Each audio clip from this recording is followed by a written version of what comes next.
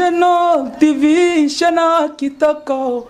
Image na yo na monde entier balelango makasi. Genor TV nangai bana kini basepeli makasi. Ba diaspora bana Congo. Bosunga Genor TV ekende liboso. Shana munene, Genor TV, Shana munene. Image na yo na monde entier balelango makasi. Genor TV nangai bana Congo basepeli makasi. Bana kini chaîne oiza pona bino. Pour nga moko dana moni ba image nango par-ci par-là. Donc na sepela ki fort bana Congo bana poto ba diaspora. Bo s'abonner na chaîne na bino Genor TV mingi ko lobezati. Boki eza Genor TV. Bo s'abonner massivement, bo soutenir Genor TV, bo soutenir sous manager d'Abisso Franck Ojivadol il est pour na ba initiative Genor TV.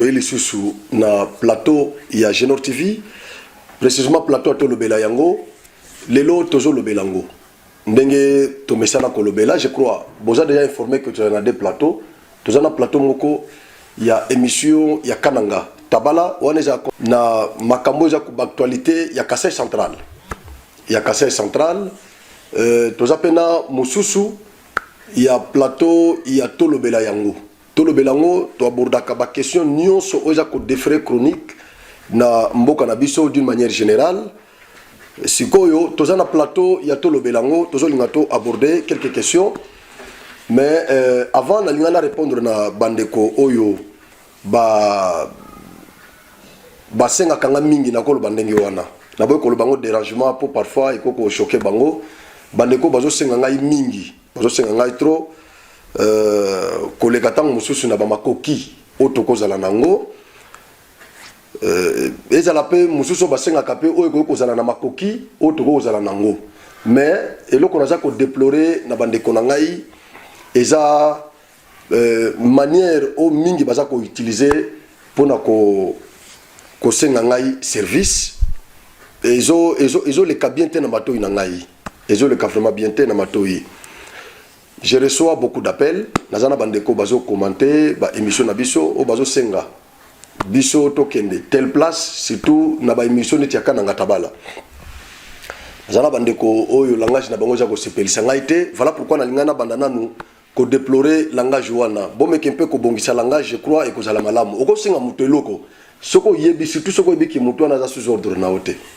Surtout soko yebi ke yo o sombela ngai eloko te. Surtout soko yebi ke yo au foot à Gangaïté, au foot à Rapeni, équipe Nangaï à génortivité. Donc, tant aux autres il faut utiliser le langage moko approprié, le langage moko respect. Quand on a imposé, on a manqué respect, on a tinanga na makasi na kesa iloko mo tandis que au foot ni transporté, ni carburante, ni le côté, mais aux autres na façon moko boya impolitesse. Ça ce n'est pas bien. Et ça va belé oyo tosolaka, sokaza besoin na service na biso to rendre à service tant que gratuitement mais tant que kandeko monsieur soit commenter bon na mingi ba commentaire mais les noms je ne veux pas citer les noms ici oh non bino au lieu bokenda na terrain bokenda ko zola biso ba image ya ba projet bozo fanda na plateau pour ko ba bato na bazo ko loba biso ça besoin na biloko na te non ce qui au lingi émission te et nous le batte que émission on a bato so ba lingi ngote yo lingi Genor TV et longwa eko magana balabala non toza chaîne ya balabala kaka te nous sommes une chaîne organisée nous avons un plateau nous avons des plateaux nous avons des invités auto-invités tozo sala ba émission mususu pour construire population na biso mususu pe na sala ka face à la caméra ndenge na vandi boye naza ko décortiquer naza ko commenter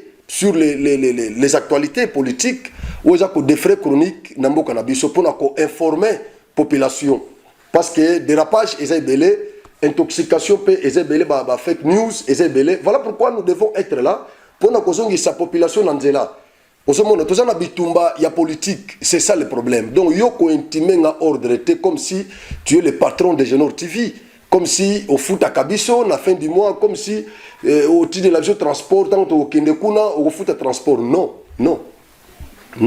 j'ai toute une équipe équipe wana baza besoin pe na mbongo donc nga na kosala eloko eza ko produire o eza ko futa ngai po nga pe na libérer bato wana donc yo ko intime nga ordre te okomisa nga lokola mutu moko balabala naza na téléphone na balabala na tambola mo mobimba ona ke nozelo ba événement zo le kana mboka nyonso non ata na RTNC za na ba événement musu pe le gratter donc c'est normal toza ba omniprésenter même temps aux senga il faut quand même utiliser le langage moko politesse na lingana banda eloko yo pona ko aider bande ko na biso na zo lingana na ko matanga ta muke na chiluba bande ko bolimbisa ngai bino bato bozo ka chiluba te bolimbisa nga na zo lingana s'adresser na communauté luba na linga vraiment na s'adresser na bango bande tu kala quand même une manière tu kala une manière tu kala quand même une manière c'est pas bien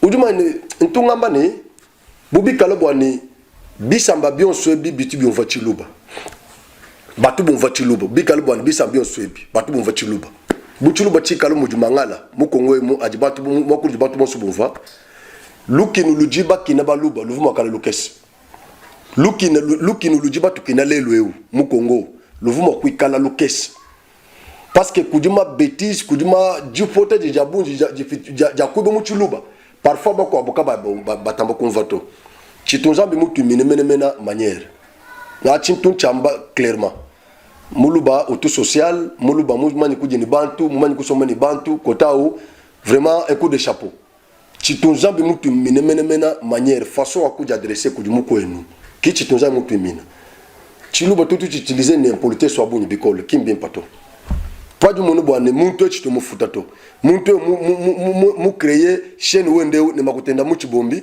muntu uju wambuluisha kasai wetu uju wenda katuna chitu mtu mina chidi franto muntu katuna chitu mtu soutenir to uju wazimi tu ende makutenda mu chibombi chende kayenda parfois du makala solliciter ko diba opposant de gauche à droite ou benga ko céder beaucoup soutenir fuma ditunga mais uju wenda uya uleji midumio sujenze ke mukananga ne fo yenda kayenda mu chibombi ou du conscient mouma ni markao mais pas jusqu'au commenter émission ni makala moins parfois ba ni makala ban foot makuta même ku futa ba équipe wa ni wa presse ko ni mouma nyato ou du funo no mais du ba soma ni plateau non o invité bantu bachana no ndo kula no kula chana na quand on a besoin to y a pas terrain no écoute nga chila jili ya kala mambuji no to nga chila shit katende no to nga chila binebi tout ça non et puis façon où dit oui bantu ba jana makulomba c'est normal bien bu bitu tu demande ya bantu mais moi de façon tchakudi tiende chichitonda bikol kimimpato c'est pourquoi il faut kumanya moko kula mon français on va te s'il te plaît pas jusqu'au d'introduire ku di muntu c'est ça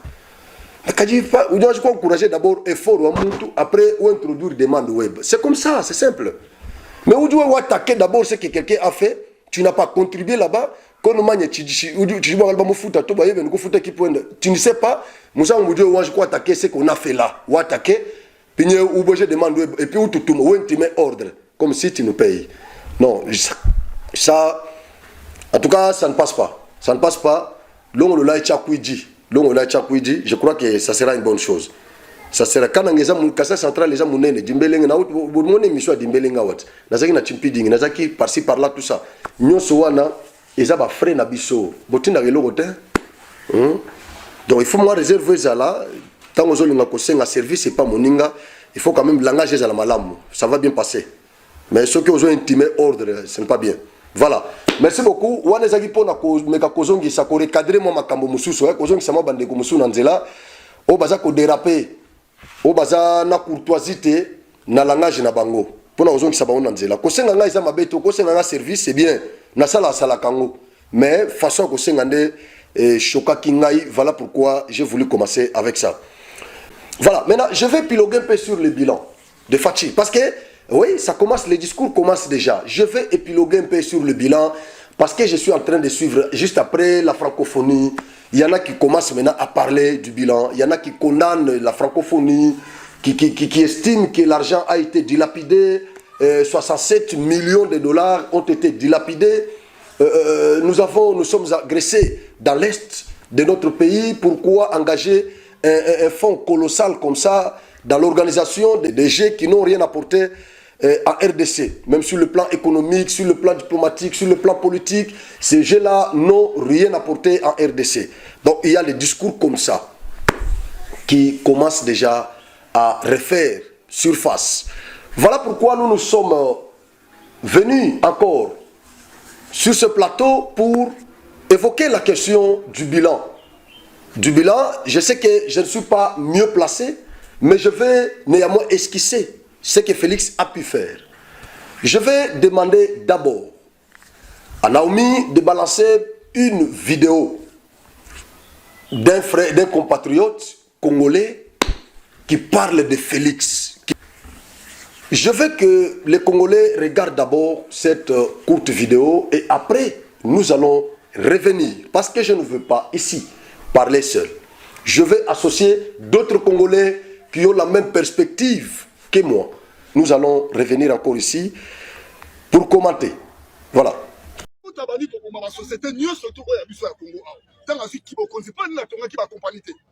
Ake kotonga première compagnie oyo ezokosala bamisa na Afrique du Sud oyo bakamine te atongi wana me tozaki na basamba mi samba oyo ezalaki awa na camping yana samba wana ezalaki na ya camping ntango wana bato bazosomasoka mabele camping ezalaki samba ya misise tobengaka ye komo mese madiata cité madiata bipene ezalaki yana ezalaki cité verkis ozokobona eloko wana sikoyo Mobutu abandi kozwa bacompagnie ake kotiala bapays étranger alongoli compagnie ya sardine awa ake kotia wapi na Maroc awa ne Mobutu abandi koboma bacompagnie première compagnie Mobutu abomaka awa ezalaka compagnie nini oyebi te na peso compagnie liboso abomaka awa komonango ezalaka amisa boyeba misa abomi compagnie wana nsima koti na onatra Mobutu aboma ngo na ndenge nini Mobutu akamati alongoli mundele mesendani paliste Palis. Mobutu alongoli na télévision bo. Mobutu akamati ndeko na ye atia esi komone zakana. Mais c'est Lukusa. Lukusa compagnie sali 2 mois pamba yibi na mapende bana mapende sa yakala. Lelo akorisi 110 ans afin de rendre un de pichon na des princes. Au mati beaucoup na Congo asika. Vous comprenez avant kota na avenue au place moi c'est président Koleli. Moi c'est président zali congolais 100%. Oh, à Koleli na avenue Kananga. Awa na likolo akola ka pa ya général moi ça présent au lieu de mama tennis donc on comprend le loko wana Mobutu abandi ko boma ba société nyonso tu ya Congo asale loko moko te lelo Félix aye atamboli likolo pa ba compagnie wana esonga na kata mboka na bino papa mais to ndima ye mboka oyo etonga makite lelo président oyo lelo so tonga mboka o Félix oyo lelo to sana lelo papa ça la conquérante oyo ko tchali paya to ko tumbango tolingi mboka na biso tofotaka badepute Félix nde ye nde afatana wana nazosenga na nzambe azongisa te na age ya 20 ans nde nazomona azongisa na age ya mais lelo te lelo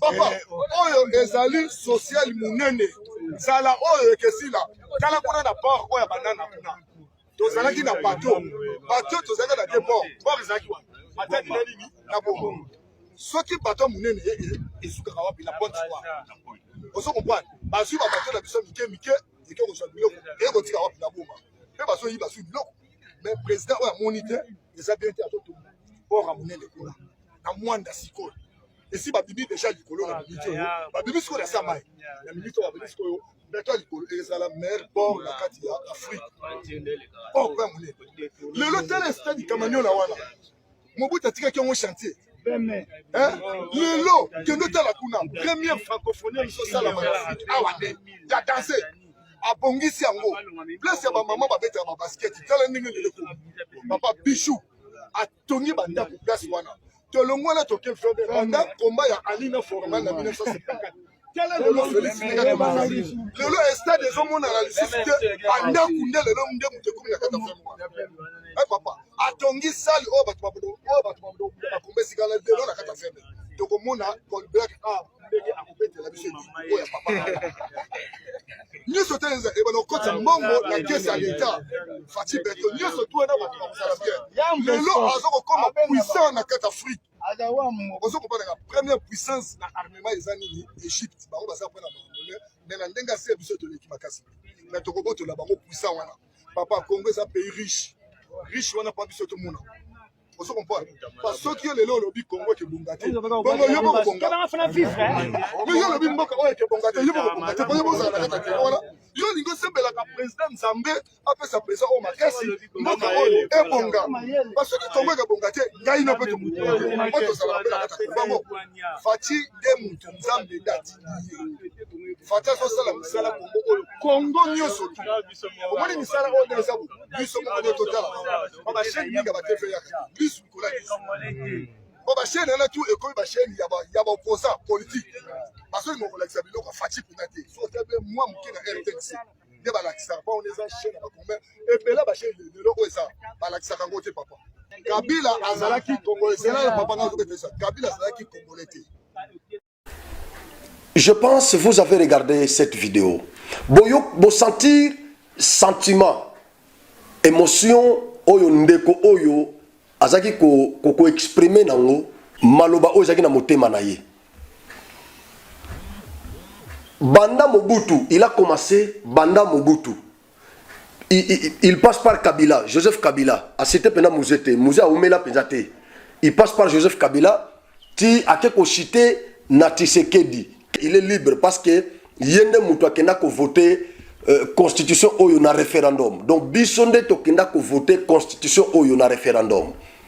Donc ceux qui congolais moko aza ko s'exprimer na sens wana ya ko souhaiter que Félix atikala na pouvoir mais to banda ko organiser kaka ba élection législative mais président Félix atikala na pouvoir to modifier to réviser constitution, c'est-à-dire esa perspective na ye esa par rapport ya makambo ye amoni mutwana azamona mukete za mukolo aza mukolo Banda Mobutu azaki période ya Mobutu azaki déjà na âge amona makambo nenge leka na Mobutu il a relaté les histoires ya entreprises oyo balongola na Congo bamema na Afrique du Sud o bamema Libanda tout ça il a relaté ça tamsusu bano babotami lelo bayebi yango te mais ye aza mukolo ayebi il était là Mobutu azaki na pouvoir lui était déjà grand. Kabila a eu pouvoir, il était là. Joseph a eu pouvoir, il était là. Lelo Tshisekedi a eu pouvoir, il était là. Ayebi Stade Tata Raphaël, très bien. Ayebi Stade de Martyr, très bien. Lelo Nenga Moneli Yango. En ayant 2 ans, Makambo Félix Asali, na ville Yakisasa. Yango Moni est poussé de Oyo a souhaité. Aza payé mon côté basé belé. La fois passée, na tchela qui ma vidéo, mon comme poussé. On de Gomo lobby. Félix n'a qu'au voté à 40 fois.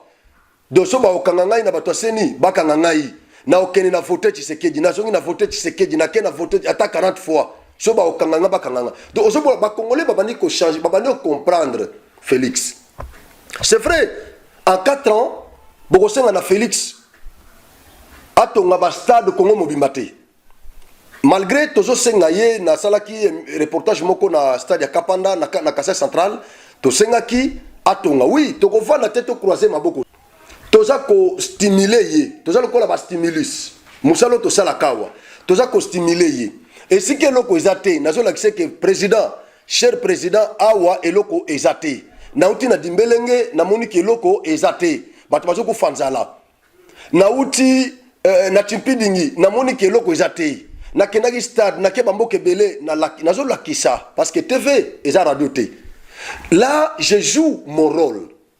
Mais tant que tu as évoqué que ce soit bilan, non, mais nous avons des arguments. Oui.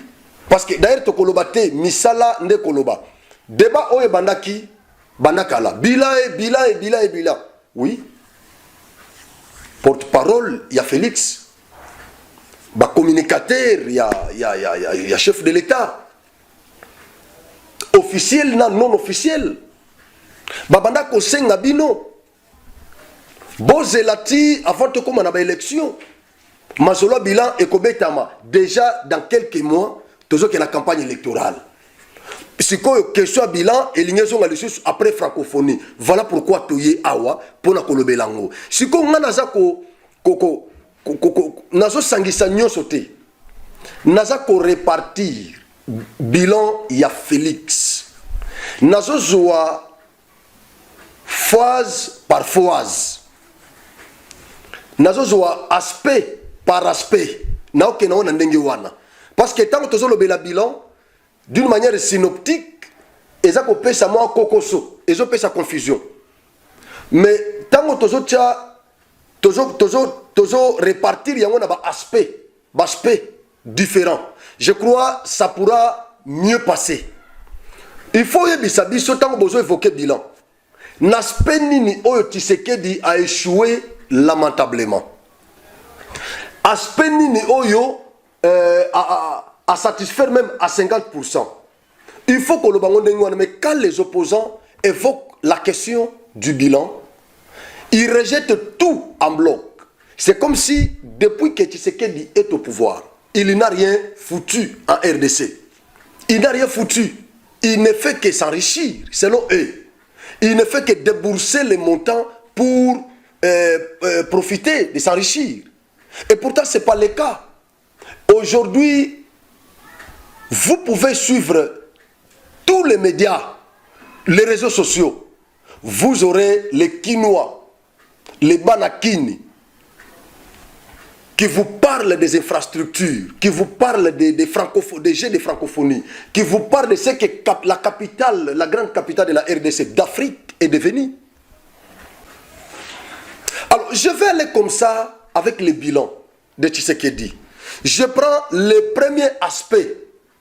Na rolinga te na sangisango na chango nyonso na sak moko to le bela bilan non non non non non non. Tozana politique, tozana diplomatie, tozana économie, tozana sécurité, tozana développement. Nyonso wana. Mais les opposants quand ils prennent ça, bazo tient la même sac, balobi il a échoué. Bilan 0. Mais il a échoué. Dans quel secteur? Alors moi je prends ici secteur par secteur. Je vais l'évoquer comme ça. Je prends d'abord l'aspect spirituel. Ça c'est la première des choses. Donc l'aspect positif pour moi. Félix Tshisekedi prend le pouvoir. Il s'est dit, j'en avais déjà abordé ici une fois dans une émission. Lorsque j'avais parlé de l'esprit du léopard et du lion, de Simba, qui dirigeait sur le plan spirituel la RDC. Je ne vais pas encore rebrousser les chemins. Je continue. Dans l'aspect spirituel, Félix prend le pouvoir. Il s'est dit, la première des choses que je dois faire en tant que chrétien authentique, il prend son trône. Il le dédie à Dieu. Il dit à Dieu, Seigneur, je te laisse ma place. Je te donne ce trône ici, du pouvoir. Viens rester ici pour diriger le Congo. À partir de maintenant, ce n'est pas moi qui dirige ce pays, mais je veux que ça soit toi. Parce que tu es le roi des rois. Le Congo, quand bien même la Constitution le définit comme un État laïque, oui. Mais c'est à majorité chrétienne. Oui, nous avons beaucoup d'églises dans ce pays. Bapaka nous bazamouké, ba chrétien baza ebélé. Mais tant que Félix Azozoua, le premier président à faire ça, c'est lui. Il prend le pouvoir. Il dit, je dois laisser mon trône. Kito to weleli na ba Fayulu, to weleli na ba Ramazani Shadari, to weleli na ba Noël Tchani, kiti oyo to weleli na ba Gabriel Mokia, kiti oyo nazoti kelango Nzambe. Comme ça, a délivré mboka oyo Nzamba vanda na komona siko ndenge banguna na biso bakoboto la biso Congo na komona ndenge banguna bakoboma ngai. Pour moi, sur le plan spirituel, c'était une délivrance de la RDC. Oui, pour moi c'est ça. C'était une délivrance de la RDC. La deuxième des choses, Félix ramène le corps de Tshisekedi qui était dehors. Kabila tikango libanda. Tshisekedi a koufi, Kabila lakisa haine na opposant wana tina liwana ye. Koria Kondo Tshisekedi etikala libanda na Belgique et yaka na Congo te. Ti Kabila longo na pouvoir. Nzamba za compliqué. Donc Nzamba kenzula ki motema ya Kabila comme il avait fait à Pharaon. Apesi Pharaon motema ekenze. Apesi Kabila motema ekenze. Kabila lobi ngai na kokunda ete. Nzamba ba déjà que non ako longola Kabila, ako remplacer Mwana Tshisekedi. Comme ça Mwana Tshisekedi azana mission oya ko accomplir na Congo selon la prophétie de Tata Simon Kimbangu. Yango bozomona na avion o Tshisekedi zotambola nango batie effigie ya Tata Simon Kimbangu. Voilà, parce que Aza président selon cette prophétie-là, il y a Tata Simon Kimbangu. C'est comme ça que Kabila moteme komaki ekenze. Ayini Tshisekedi a tikali et Bemba Tshisekedi tikala en Europe. Il aurait fallu Tshisekedi fils à ce pouvoir. Tant que ce pouvoir, la première des choses, a délivré Congo. Azumboka a PC Panzabe. Limbisa mabe na biso. Totangisa makila. Ba prédécesseur na nyoso. Ba boma na mboko batangisa makila. Makila etanga ya ba Congolais etanga na mabele o ya ba Congolais. Pour la trahison ya ba Congolais bosusu. Nzambe limbisa biso. Ambongo ayebi. Nzambe limbisa biso. Limbisa Congo. Tata Mokonzi asengela biso bolimbise Panzambe. Nzamba limbisa biso. Félix a limbisa pe Kabila ti lelo ba réclama Kabila ti asedate. Kabila zana Congo. Félix a zongi si ebembe ya Kondo Tshisekedi. En dehors d'être son père biologique, mais il était un leader massimo de l'opposition. Il était son leader encore politique, son père politique et idéologique. Il s'est dit, molimo ya Tshisekedi soki eza ko umela libanda, ko planer libanda. Congo tozana isengote parce que papa wana sali musale belé na mboko yo bakanga ya kenda tina osue na kenda na osue balakisanga prison moko et comme université et si kabatia papa Tshisekedi et Tshisekedi batina ekuna Musa ye azongise na kabe ya kamwanga na mupompa azonga na kabe ya kamwanga et pas na bango. Donc nyonso wana papa kufi abundela ki ba Congolais et bemene tika libanda. Tshisekedi alobi non, en tant que leader il faut azonga na Congo bakunda ye awa. C'est encore un élément important sur le plan spirituel. Tosukeli wana te. Tshisekedi a bundi a ramené nzoto ya Lumumba na Congo. C'est quelque chose de très grand sur le plan spirituel, de très grand. Lumumba est un héros national. Vous pensez qu'aussi longtemps que l'esprit de Lumumba a erré dehors, en dehors de la RDC, vous pensez qu'on pouvait avoir la paix dans ce pays? Malgré le débat, il y a que Linoana, Isa Lumumba, Tenyo, Soana, tout ça. Mais les symboles, le fait seulement de ramener cette dent de Lumumba, un héros national. Lumumba Koufa a Babomaye pour nous la biso indépendance, nationalisme. Mais aussi longtemps que Molimo et Lumumba ezaki libanda, vous pensez que tu vas conseiller la délivrance, tu vas conseiller le développement, tu vas comment on a vraiment développement dans beaucoup Congo qui est liboso. Mais Félix l'a fait. Et awa bazana ba pour parler na famille à Mobutu pour ebemba Mobutu ezong alisu na Congo et il va le faire même na deuxième mandat na ebemba Mobutu koya et ça sera une grande fête en RDC. Donc c'est un président selon la prophétie de Tata Simon Kimbangu. Ça c'est le bilan d'abord sur le plan spirituel. Sur le plan spirituel. Un autre élément. Ayela biso pape Namboko, papa ça la déclaration awa. Déclaration na est provoqué tolé na Union européenne. Ba se référer à la déclaration papa sala awa.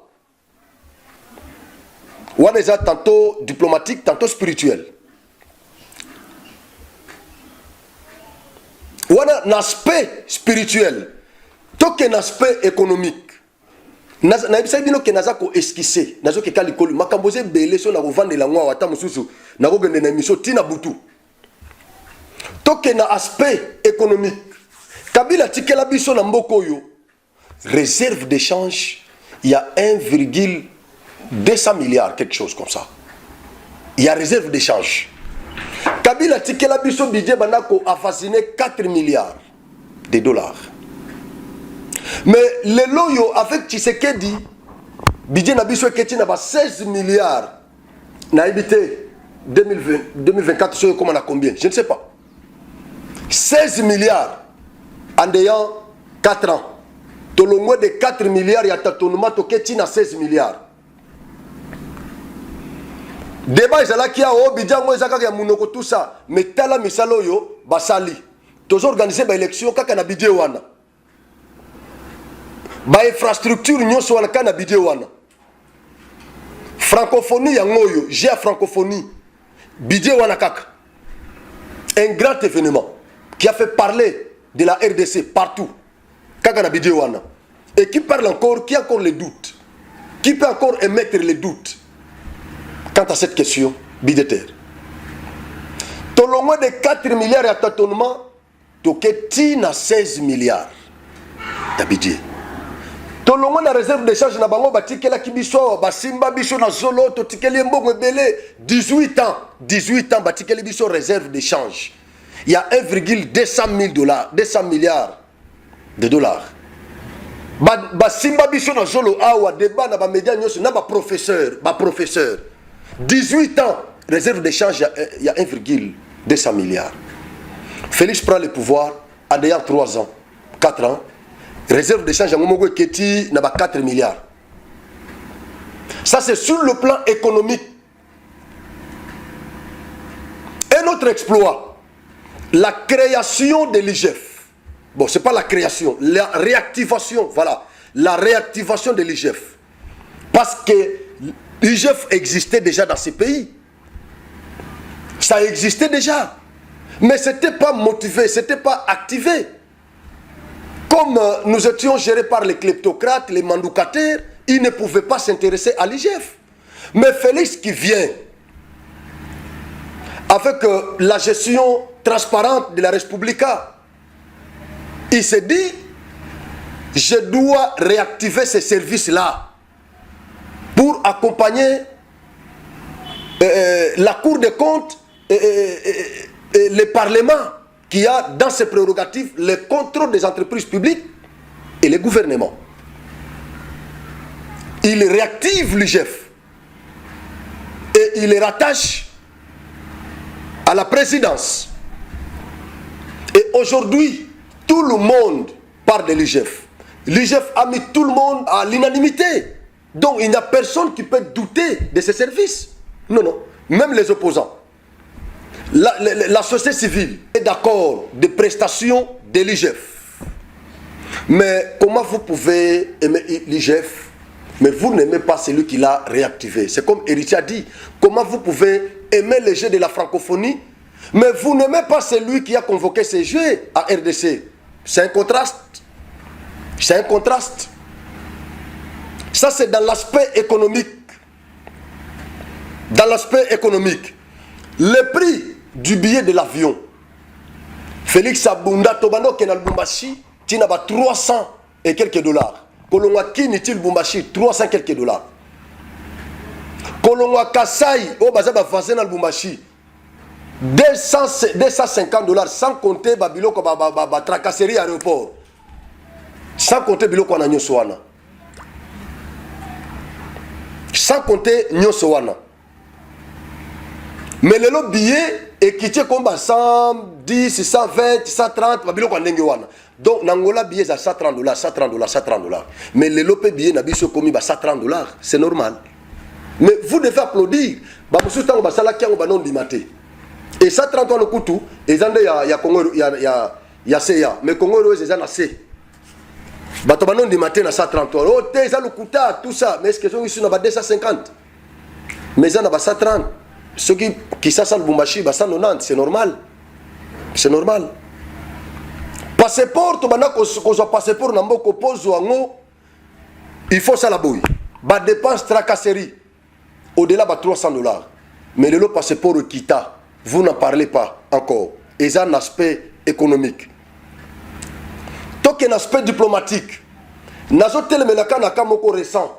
Organisation à francophonie, c'est la diplomatie. Canada y était Luxembourg ayete pour nanini babangi balobino insécurité zakuna mais tobi ki yala ngui sur roche. C'est-à-dire ba pays nyoso bakope ko banga pour insécurité babi Congo infrastructure ezate insécurité eza ko battre record na Congo to kendete mais ba pays wana nyoso ebele ba ye ko répondre ba kuti ba infrastructure moderne adéquate et ils ont applaudi. Ils ont été très bien accueillis et logés en RDC. Bah c'est peli, bah kei bah lobby, banda j'ai francophonie banda, Congo et l'eki en Afrique, ah ils ont na top. Congo et l'eki.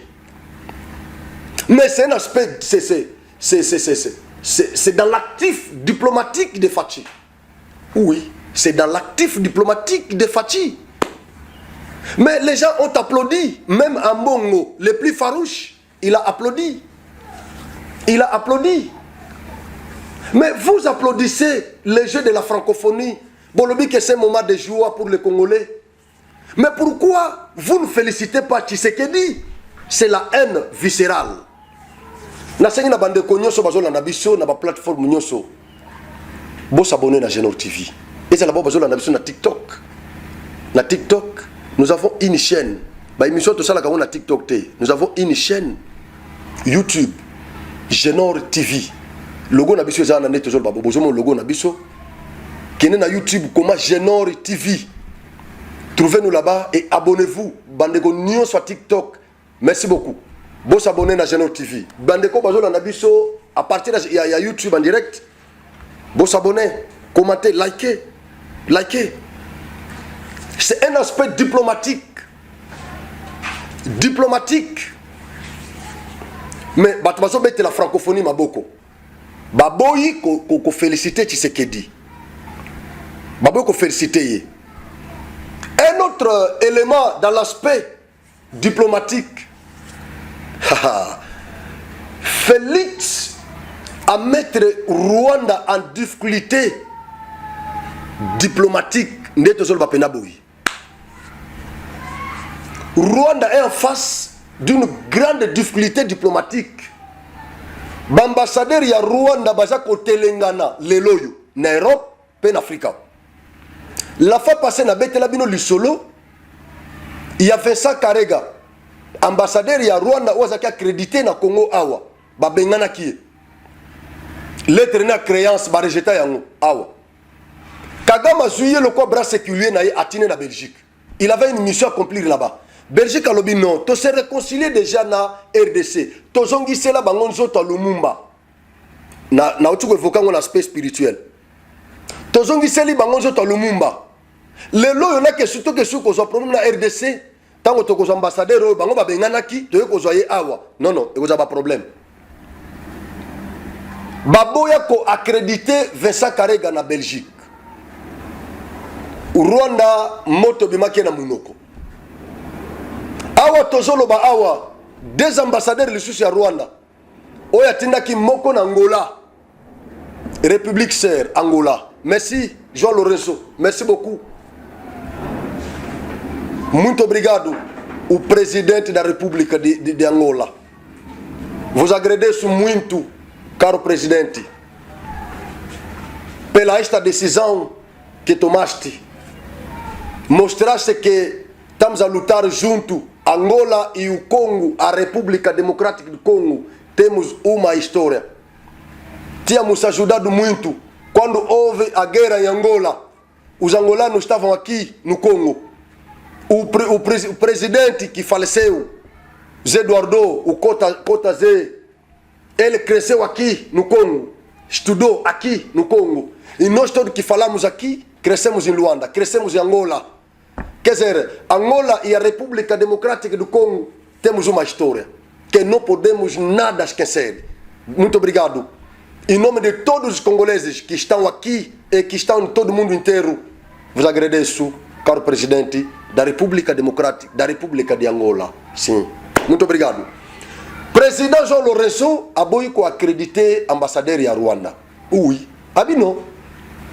Malgré que nous avons facilitateur désigné par l'Union africaine, na conflit, où ils ont opposé binomi balé, na minito na konde matin nazo ambassadeur ya Rwanda awa oyo tindiwa na kozaite azala kuna bosisa na RDC Égypte pe lisusu Égypte aboyi ko accrédité ambassadeur rwandais siko nyonso wana Fayulu nde mutu asali yango alors ah nzambe na ngai bon nyonso wana ça c'est la diplomatie. Fayulu c'est lui notre plénipotentiaire président élu Fayulu ye mutu asali yango notre plénipotentiaire. Fayulu nde mutu ake ko sala ngo libanda ake ko représenter RDC ko yebisa président Jean Lorenzo ayamba accrédité ambassadeur wana te ko yebisa gouvernement belge ba accrédité ambassadeur ya Rwanda te ko yebisa gouvernement égyptien ba accrédité ambassadeur rwandais te. Oui, Fayulu nde mutu asali yango président élu. Fayulu nda sali yango Fayulu nda sali te Fayulu te ko za pe Kabila. Oui, et cause la Kabila nda tika ki projet wana te ta muso cause la Katumbi moni Katumbi za fort na Mazembe cause la Katumbi oui et cause la Katumbi ta muso Katumbi nde mutu akendaki kokuta na Jean Lorenzo Kalata wa solaki na IBC Jean Lorenzo yamba ambassadeur wana ta crédité te oui eza Katumbi je crois eza parce que ça na mbongo ebele eza Katumbi nde mutu asali yango. Est-ce que yo ki bazo lobelango Grande-Bretagne enveloppe bana kopesa na Rwanda pour na génocide ya Rwanda ya Batutsi après la mort d'Abiyarimana génocide wana oyo baba élimina près de 800 000 Tutsi 800 000 kaka ya pamba 800 000 kaka ba pays wana ba grande puissance wana ba se mobilisaki pour ba pesa ka Rwanda bongo bango tout bazalaki mobiliser Grande-Bretagne enveloppe ya bana kopesa na Rwanda pour la génocide wana o esalema na Rwanda après la mort d'Abiyarimana o ba grande puissance so bazaki motivé pour na osunga Rwanda comme minorité bomaki bango bomaki ba tutsi ba minorité wana tout ça ba enveloppe bando pesa Rwanda Grande-Bretagne à partir de l'agression oyo à peu près 26 millions d'euros Grande-Bretagne akanga robinet wana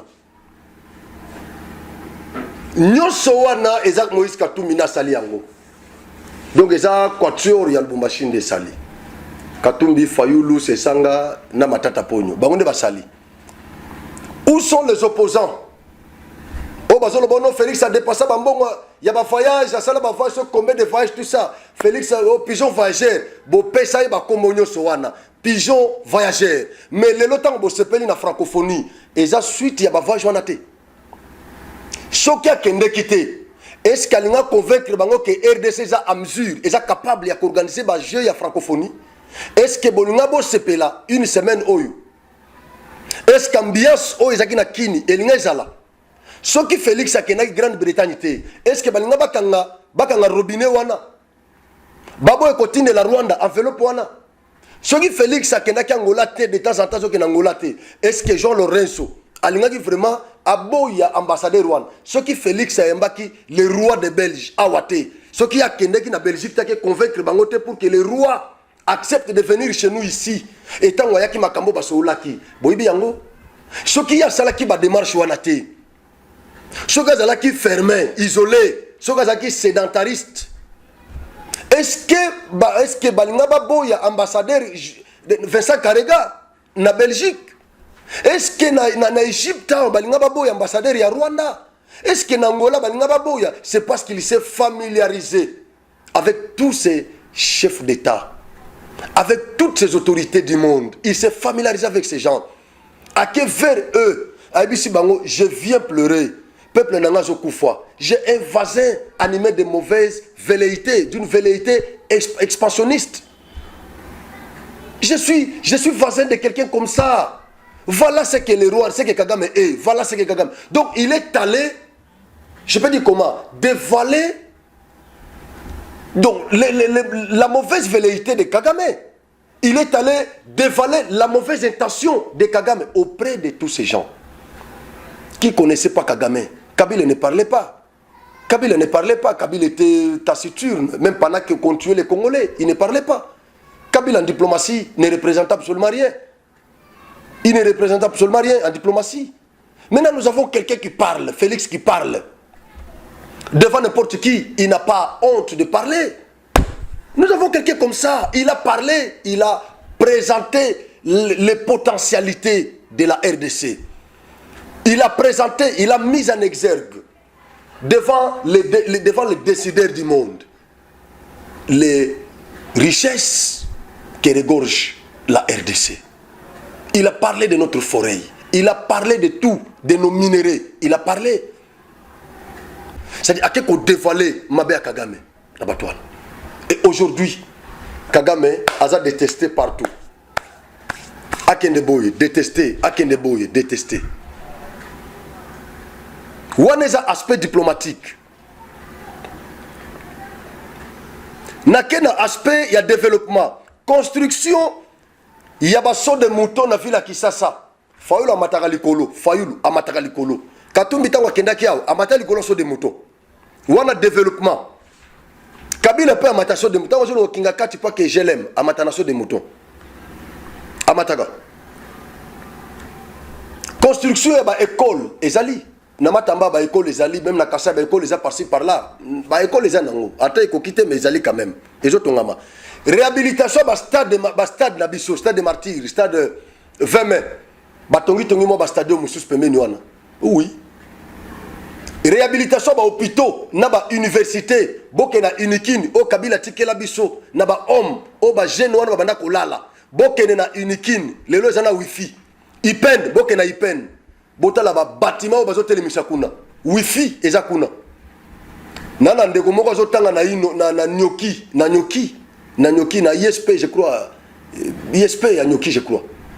Bazana wifi na nyoki na maindombe, Eza institution l'état, bazana wifi kuna, ya l'état. Na mbushima bazo telemisa pe loko. Nakana ngape bazo telemisa bien kezo ke malembe mais baza ko telemisa eloko. Bazo telemisa eloko kananga. Eloko zo telema. Mbushima bazo telemisa na bakindu ba wapi tout ça bazo telemisa biloko zo mata. Eso mata. Nyo se peut ko sale maté. Na 4 ans, non, ou bien na 5 ans, non. Ouaneza sur le plan, il y a développement où il y a infrastructure. Tant que ne s'y qu'on aspect défense et sécurité. L'ordonnance loi portant programmation militaire LPM des forces armées de la RDC qui a été adoptée par le gouvernement le 16 août 2022. Écoutez, cette ordonnance-là table dans les domaines ci-après. La rationalisation de la gestion des ressources humaines. 1. 2. La formation et l'entraînement des militaires. 3. L'équipement militaire. 4. Les infrastructures militaires. 5. Les opérations militaires. Comme ils en Bunagana. 6. La production militaire. Et budget nango ezalaki, il y a 1,330 milliards de dollars. Ouaneza na aspect sécurité et défense. Lelo ba école ya formation militaire et ça la met pas na biso. Équipement mindu kezo sombama netina film. Deuxième élément, Félix Abunda Penda Bundati Akuta Biso sous l'embargo. Tobenga okana mukuse embargo. La levée de la mesure de notification d'achat d'armes par la RDC. C'est dans le passif au Kabila Tikela Félix. Dans le passif, c'est un élément du passif au Kabila Tikela Félix. Akuta Biso sous cette sanction ici. Il y a Conseil de sécurité des Nations Unies. Pour Osoma Mundu qui n'a réussi, il faut notifier Conseil de sécurité des Nations Unies. Il faut binobo notifier Conseil de sécurité. Pour Osoma Mundu qui na France, il faut binobo notifier Conseil de sécurité. Bata la qualité Mundu qui wana. Kabila Tikela Biso on a passif. Mais Félix Abundi a tia pression na Conseil de sécurité des Nations Unies. C'est la diplomatie. Balongola et Lokowana. Lelo tokosoma minduki neti na film. Tokosoma minduki de tolingi lelo. Mesure on les a susté. nyonso wana eza bitumba Félix Abundit wana eza pour la sécurité bozo sentir monter en puissance ya FARDC bo sentir yango lelo armée na biso et comme na budget eza pena na budget o yebani keza na budget. Cette ordonnance loi de programmation militaire des forces armées de la RDC etika lozalate banda Diego Kao tozu yango lelo tout est budgétisé na armée, formation na bango eza budgétisé, équipement eza budgétisé, infrastructure eza budgétisé, banda ko bando mono ba otonga na ba kancha banini ba otonga ba militaire nyonso eza budgétisé. Donc armée na biso bako bunda bazana kimia parce que ba ebi ke budget na biso ezali ndenge ba institution nyonso za na budget nango ya biso ba bando vivre na keba na lulombu na balabala pe ko traquer ba congolais mais sikoyo budget na bango ezali ba ebi ke budget na biso eza salaire eza solde eza garanti ba palais na biso ko lala na basina bana eza garanti ba école o bana biso ba kotanga eza garanti ba hôpital militaire eza garanti ba tenine na biso eza garanti nyonso eza garanti formation na biso eza garanti recyclage eza garanti soda ko kene bitumba ebi ke non minduki ezali parce que nous avons cette loi, cette ordonnance loi de programmation militaire. Mais Kabila wazaki soda tia kenda atikela bisongo soda bazaki na keba yango moni ba brassage ba mixage ba biloko na tout toujours baté qui est congolais qui ne l'est pas toujours baté ba généraux wazaki ne caporal na Rwanda a combien ono général autoproclamé et puis tant ba sala ba mixage ba brassage wana bazuka ka ba pété na bango wana bazaki na rébellion ba autoproclamé wana ba ina bango na Kisasa ba ko ba généraux, aucune formation, aucun cursus militaire suivi. Et ces gens-là sont ici, ils sont des généraux. Félix Abandi ko traquer bango. Merci. Tokutani malasi mana sengi na bandeko nyo sur TikTok, bo partager lien. Bandeko nyo sur YouTube, bo s'abonner, bo partager lien. Na pesi merci, na bino nyo so bolande biso. Merci Nankolo Nzambe. Merci pe na caméra woman Naomi Bimpe. Tokutani malasima. Genok TV, Shana Kitoko. Image na yo na monde entier balelango makasi.